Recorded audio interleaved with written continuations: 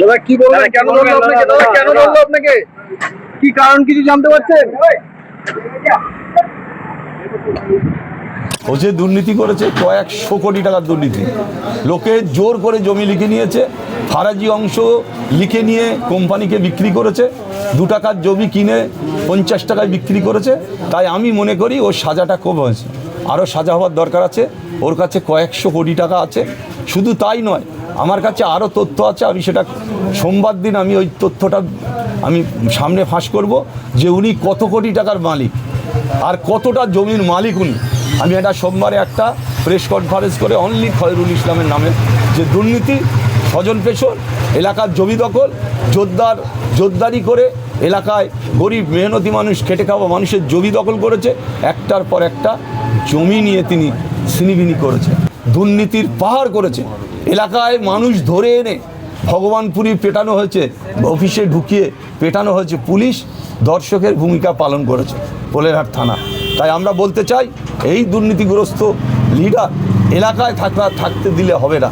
আবার দুর্নীতি করবে, কোনো না কোনো নেতার পায়ে ধরে দুর্নীতি করবে, সেটা আমরা কোনোভাবে আমরা মেনে নেব না। তাই আমরা বলতে চাই, এই খয়রুল মার্কা যারা লোক আছে, এদের অবিলম্বে অ্যারেস্ট করে দৃষ্টান্তমূলক শাস্তির আমরা দাবি করছি।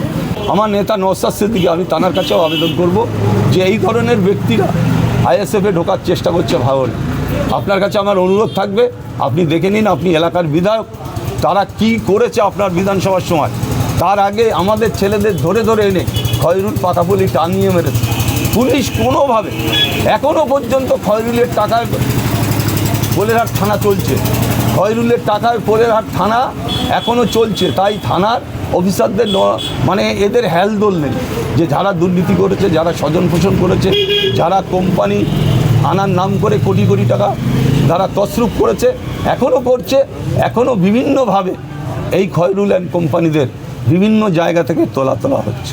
একটা ব্যাপার আপনাদের বলি, এই খয়রুল ইসলাম, এই মোদাস্সের হোসেন, এই আহসান মোল্লা, এই মহসিন গাজী সবাই কিন্তু আছে, কোনো না কোনো জায়গায় লুকিয়ে আছে। হয়তো রাত্রি তারা বেরোচ্ছে, কেউ দেখতে পাচ্ছে না, আবার দিনমানে তারা ঘরের মধ্যে গিয়ে বসে আছে। তবে তাদের সবারই পানিশমেন্ট হবে। সবার উপরে ভাঙড়ের মানুষ বা ক্যানিংয়ে যারা দুর্নীতি করেছে, ক্যানিংয়ের মানুষ, তারা কিন্তু ছেড়ে কথা বলবে না। আপনারা দেখেছেন মোদাস্সের একটা তেলের ব্যবসা করতো, ছোট্ট তেলের ব্যবসা, কেরোসিন পেট্রোল তখন ব্যবসা করতো।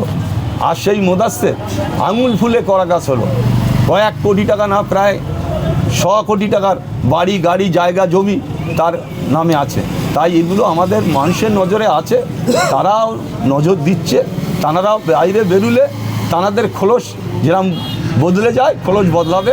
তবে একটা কথা আপনারা জেনে রাখবেন, এই মহসিন, খয়রুল, আহসান, এই মোদাস্সের, এই বাহারুল, এদের একটা না একটা সময় এদের মানুষ এদের উচিত শিক্ষা দেবে।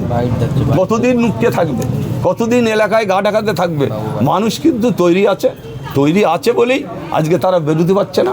তাই আমি মনে করি এই দুর্নীতিগ্রস্ত লোকেদের কোনো রকমভাবে ভাঙড় ক্যানিংয়ের মানুষ যেন তাদের পাশে না দাঁড়ায়। আমি সবার কাছে অনুরোধ রাখবো, আইএসএফের আমাদের নেতৃত্ব, আমাদের বন্ধুরা যারা আছে, তাদের কাছে অনুরোধ রাখবো যে এই দুর্নীতিগ্রস্ত লোক যাতে দলে না আসে, দলের নামটা যাতে দুর্নাম বদনাম না করা হয়, সেই চেষ্টা আমি আমার দলের যারা নেতৃত্ব আছে তাদের কাছে আমি আহ্বান করব। দাদা শেষ প্রশ্ন, এই মোদাচ্ছের এক সময় বলেছিল যে ভোটে জিততে পারলে খাটে উঠবে, এখন তার ঠিকই পাওয়া যাচ্ছে না। মোদাস্সের অনেক কথা বলেছিল, ও একটা ওর আমি কি বলবো, মানে আমার মুখে খারাপ ভাষা বেরোয়। যার কোনো নেই বুদ্ধি, যে ভাষাগত জ্ঞান নেই যার, তার ব্যাপারে বেশি কিছু না বলে সে কোথায় আছে, আমি ভাঙড়ের মানুষকে বলবো খুঁজে বার করে তার পানিশমেন্ট করা উচিত। আপনারা জানেন, এখানে আমি একটা কথা বলবো, এখানে ঝোড়োর মোড়ে একটা নার্সিংহোম মালিক, তিনিও ওই ক্যাপের পাশে নুর ইসলাম বেশ কিছু জমি কিনেছে। তিনি যে এখানে যে হসপিটালটা চলে সম্পূর্ণ বেআইনিভাবে, তার লাইসেন্স আছে কি না, শওকাত মোল্লার অঙ্গ হেলনে এই হসপিটালটা, নার্সিংহোমটা চলছে। আমি বলবো অবিলম্বে এই নার্সিংহোমের কী কাগজপত্র আছে। আর তিনি এত দুর্নীতি করেছেন, লক্ষ লক্ষ টাকা, কোটি কোটি টাকার সম্পত্তি বাইরে কিনছেন। তাই আমি মনে করি এই ব্যক্তিরও অ্যারেস্ট করার দরকার আছে, অ্যারেস্ট করে তদন্ত হওয়ার দরকার। এলাকায় বিভিন্নভাবে এরা মানুষকে প্রভাবিত করছে, মানুষকে ভয় দেখিয়েছে, মানুষের উপরে জুলুম করেছে।